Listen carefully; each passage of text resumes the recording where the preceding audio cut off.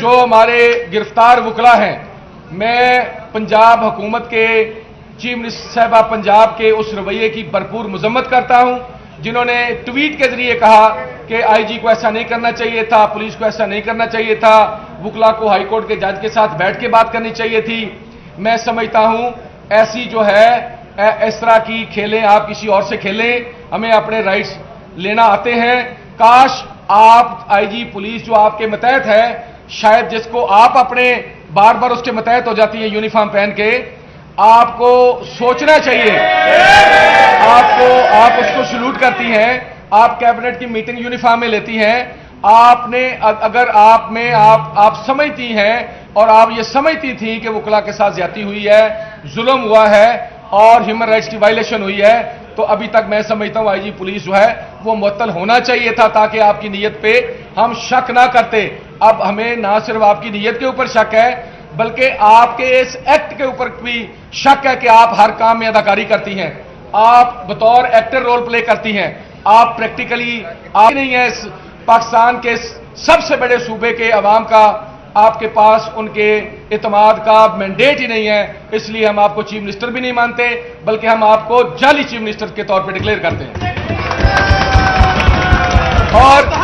اور میں آپ کو تنبیہ کرتا ہوں، آپ کو میں تنبیہ کرتا ہوں، اگلے 1 گھنٹے کے اندر میرے گرفتار وکلا کو آپ نے نہ چھوڑا تو ہم دوسرا دھرنا جو ہے وہ chief justice Lahore high court کے گھر کے باہر دیں گے، یہ میں اعلان کرتا ہوں۔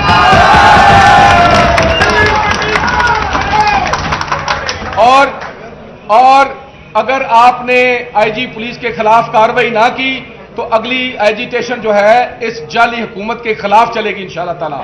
اور رول آف لا کے لیے ہر وقت ہمیشہ وکلا نے اس ملک میں قربانیاں دی ہیں۔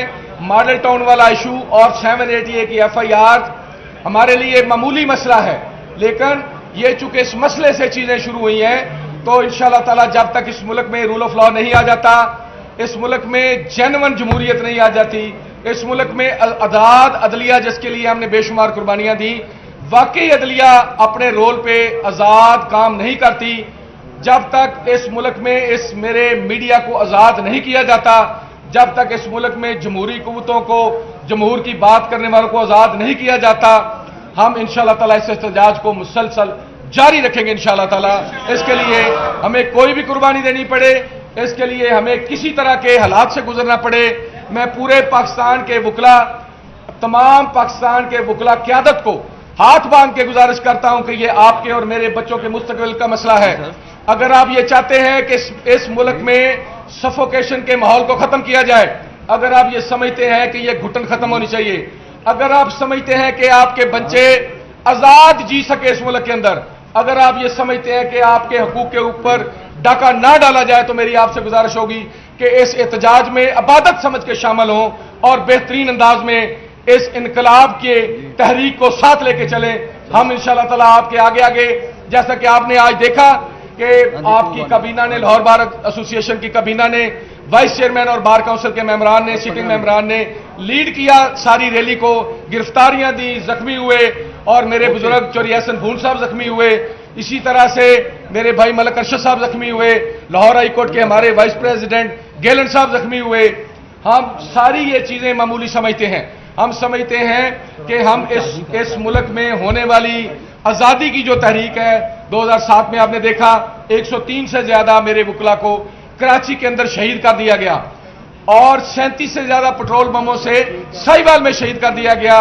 میری اور یہاں پریزیڈیم پہ بیٹھی ہوئی جتنی قیادت ہے، ان کی جانیں، مال، بچے کسی طور پہ ان شہیدوں کے بچوں سے زیادہ قیمتی نہیں ہیں۔ ہم اپنے آپ کو والنٹیئر کرتے ہیں۔ میں اللہ کو حاضر ناظر کا جان کے کہتا ہوں کہ میں اپنے بچوں کو کہہ کے آیا ہوں کہ میرا کوئی انتظار نہ کرے۔ میں اللہ کو حاضر ناظر جان کے کہتا ہوں کہ انشاءاللہ تعالی ہم اس تحریک کو انشاءاللہ تعالی منطقی انجام تک انشاءاللہ تعالی پہنچائیں گے، اور کوئی مسلط جو ہے، کوئی مسلط ہمارا راستہ نہیں روک سکتی۔ میں میڈیا والے دوستوں سے